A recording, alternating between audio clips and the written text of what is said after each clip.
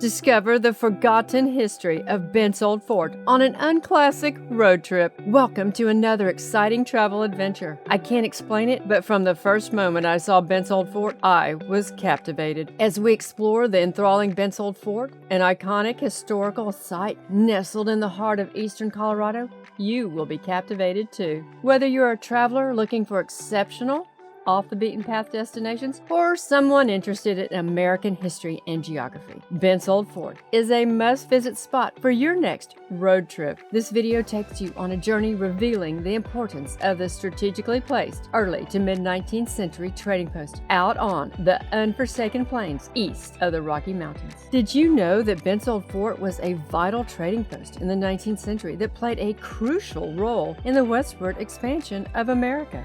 It was.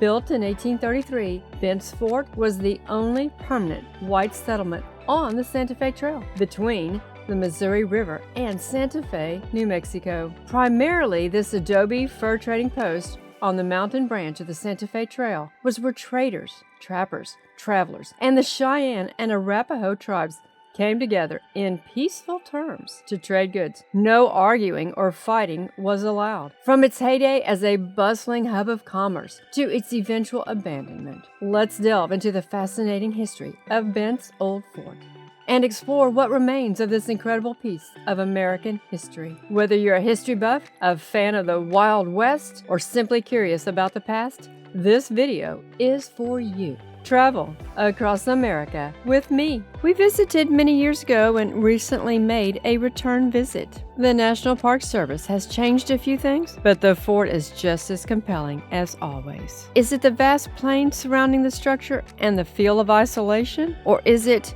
at least to me, the gorgeous architecture? If I had $1 million, I'd build a home just like this fort, but I would have a swimming pool in the courtyard. When the fort was reconstructed in 1976, its authenticity was based on the use of archaeological excavations, paintings, and original sketches, diaries, and other existing historical data from the period.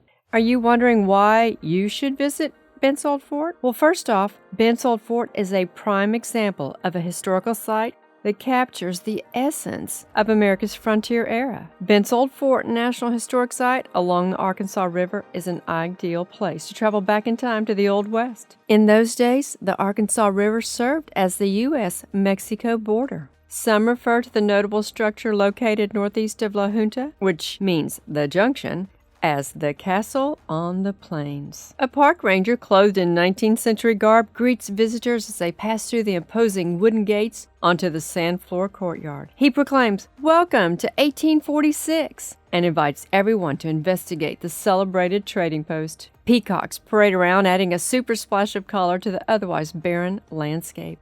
Be warmed at the cottonwood campfire and hear the clanging of a blacksmith's hammer as the traders once did. As you walk through the fort's reconstructed adobe walls, you'll feel like you've stepped back into the 1800s. With its authentic buildings, engaging exhibits, and knowledgeable park rangers, this site provides an immersive experience that appeals to history buffs, geography enthusiasts, and anyone looking to connect with America's past. Bent's Old Fort was the brainchild of brothers Charles and William Bent, along with their partner, Seraine St. Veran. Bent's Old Fort stands as a testament to the cultural exchange between Native Americans and European settlers. Visitors are free to explore the origins of Bent's Old Fort, its construction in 1833, and how it became a melting pot of cultures, serving as a hub for fur traders, travelers, and indigenous peoples. The fort played a pivotal role in the Mexican-American War. Ultimately abandoned in the 1840s, this marked a significant shift in the area's history. As you tour the fort, you will also learn about the Santa Fe Trail, a historic trade route that connected Missouri to Santa Fe, New Mexico. Bent's Old Fort was one of the key trading posts along that trail, facilitating commerce between the United States and Mexico. It served as a center for the fur trade, thereby shaping the history of the American West. The history of this fort is wrapped in the Wild West, with legendary names like John C. Fremont and Kit Carson, all a part of the fort's intriguing past. Since Fremont and Carson traversed all around and through the Rocky Mountain region, of course, they stopped by and had something to do at Bent's Old Fort. Bent's Old Fort was an instrument of America's manifest destiny, a term tied to John C. Fremont in many ways. Author Ralph Emerson Twitchell made this following statement. Bent's Fort is described as having been a structure built of adobe bricks. It was 180 feet long and 135 feet wide. The walls were 15 feet in height and 4 feet thick, and it was the strongest post at that time, west of Fort Leavenworth. The construction of this fort was commenced in 1828 at a point on the Arkansas, somewhere between the present cities of Pueblo and Canyon City, having been disadvantageously located. 4 years were required in which to complete the structure. Be sure to watch the end of this video and hear about really important news about the structure at Bent's Old Fort. You've got to pay attention to this before you go there. On the northwest and southeast corners were hexagonal bastions in which were mounted a number of cannons. The walls of the fort served as walls of the rooms, all of which faced inwardly on a court or plaza, where I think it would be great to put a pool. The walls were loopholed for musketry, and the entrance was through large wooden gates of very heavy timbers. In 1833, Bent, St. Vrain, and Company built the original post, which prospered for 16 years. It was the most significant fur trading post on the Santa Fe Trail. By all measures, Charles Bent, William Bent, and St. Vrain's post was indeed a success. One primary reason was the Indians and other cultures felt safe and comfortable there. Originally called Fort William, the crowded fort was a crossroads filled with a myriad of citizens from different nations. Although they spoke different languages, the value of trading made it all work. Supply and demand always works, doesn't it? During the prime fall trading season, the fort owners hired as many as 60 employees. It was the only permanent settlement between Missouri and Mexican settlements, and the largest American-owned commercial center for 700 miles between Independence, Missouri, and Santa Fe, New Mexico. They sort of had a monopoly, didn't they? Smart guys. Over time, it became a popular stopover for travelers, trappers, and Native American tribes. The Bent's vision was to create a place where people from different backgrounds could come together and exchange goods. This melting pot of cultures led to some fascinating interactions and conflicts. Remember, they didn't allow any fighting or arguing. Fur traders would bring exotic goods from Europe, while Native American tribes would offer pelts and other valuable commodities. Not only were there thousands of beaver pelts traded there, but cloth, hardware, glass, tobacco, silver, tanned buffalo robes, dried foods, powder horns, horses, and mules were all a part of the merchandise that passed through the bustling courtyard. Many items were from Europe and Asia, such as glass beads from Italy, weapons from England and Belgium, silver jewelry from Germany, and vermilion from China. Fort employees repaired wagons, horses were refreshed, and supplies were replenished. The fort's strategic location made it an ideal place for trade and commerce. The result was a vibrant market that thrived for over a decade. At its peak, Bent's Old Fort was a bustling community, home to people from all walks of life. Are you enjoying this so far? If you appreciate videos about national and state parks, I want to encourage you to head over to my playlist titled National and State Parks to see more. The link to that playlist is found in the description and comments for this video. Now back to Bent's Old Fort. The fort became a symbol of opportunity, attracting individuals seeking to make a fortune in the fur trade. As the years passed, the fort played host to many notable figures, including famous explorers and politicians. John C. Fremont was an explorer and a politician. Despite its success, life at Bent's Old Fort was not without its challenges. The harsh environment and conflicts with Native American tribes made survival a daily struggle. Over time, the fort's occupants adapted to the specific demands of the region, developing a distinct culture that blended European and Native American influences. The fort's significance extended far beyond its walls, with its impact felt across the entire region. As trade flourished, Bent's Old Fort became a hub for commerce, connecting the East Coast with the Southwest. The fort played a vital role in the development of the Santa Fe Trail, which was a crucial artery for trade and commerce. Its influence extended into the realm of politics, with the fort hosting important meetings between government officials and Native American leaders. The fort became one of the pillars of the Western fur industry in the 1830s and 1840s. And for 16 years, Bent, St. Vrain and Company managed a prosperous trading empire on the southern plains. But by 1849, the trade which made Bent's Fort prosper was deteriorating. The region's buffalo herds were in decline, Cottonwood groves were exhausted, and the lives of the Plains tribes were disrupted by trade and a growing stream of settlers, gold seekers, and soldiers during and after the U.S.-Mexican War. Oh, by the way, if you'd like to buy us a granola bar or some fuel for our journeys, our Cash App is $SPGDMG.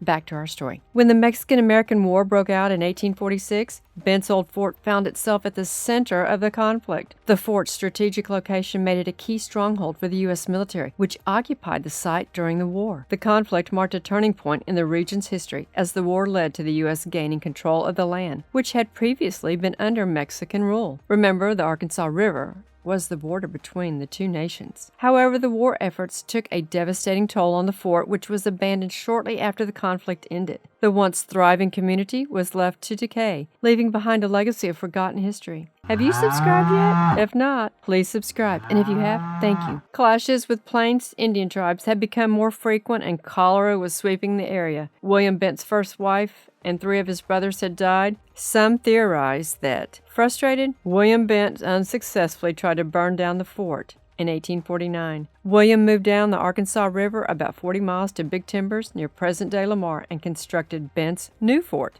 in 1853. As the years passed, Bent's Old Fort fell into disrepair, becoming a relic of the past. The fort's significance was all but forgotten, relegated to the dusty pages of history books. However, in the 20th century, a dedicated team of archaeologists and historians worked tirelessly to uncover the fort's secrets. Through painstaking research and excavation, they were able to piece together the story of Bent's Old Fort, revealing a fascinating tale of cultural exchange and commerce. After a thorough excavation of the foundational ruins, and with thousands of artifacts recovered, the fort was reconstructed in 1975 and 1976 on the original site.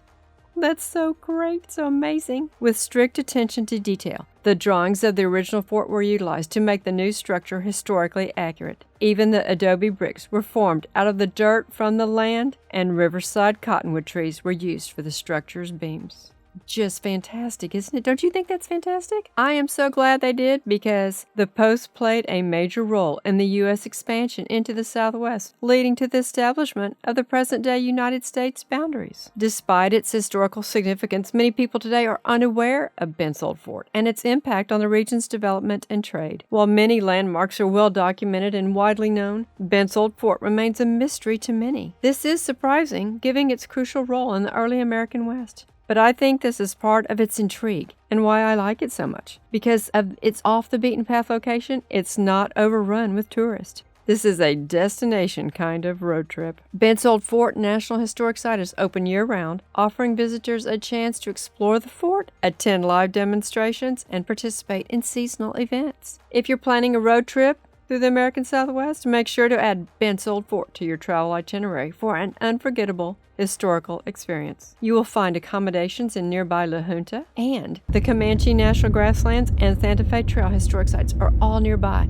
for more exciting geographic and historic exploration. A quick side note about the Santa Fe National Historic Trail: the 1,200-mile-long Great Prairie Highway differed from the other trails in that it was primarily a merchant's trail and not an immigrant trail. It is found in Colorado, Kansas, Missouri, New Mexico, and Oklahoma. While visiting Bent's Old Fort and the Comanche National Grassland, we spent an afternoon seeking out sites along this trail between La Junta and Trinidad. Although there is not much physically to see except for trail ruts, it's simply the historicity that compels visitors and me to these sites. We stopped at Tempest Creek, Sierra Vista Overlook, and Iron Spring. The 184-mile Santa Fe Trail byway roughly follows the Merchants Trail's mountain route between Lamar, La Junta, and Trinidad. The mountain route was often called the Raton or Bent's Fort route. Now for an update on what layer of onion I need to peel next. I heard about a restaurant named The Fort. It's in Morrison, Colorado, that has architecture and decor adapted from Bent's Old Fort with motif and cuisine inspired from the region in the 1830s. As soon as we get to Fort Collins this spring, we plan to make a road trip to the southwest side of Denver to have dinner there. Now, what surprised you the most about Bent's Old Fort? Share your thoughts in the comments below. Tennis shoes on the ground, Unclassic road trip. And by the way, one of my subscribers suggested I make a video on Bent's Old Fort. I was excited to oblige. Tell me in the comments what great place you would like me to do a video on in the future. And if we've been there, I will try to fill your request. Don't forget to hit the like button, subscribe for more travel guides, and share your thoughts in the comments section below. And please share my videos with other travelers and history lovers.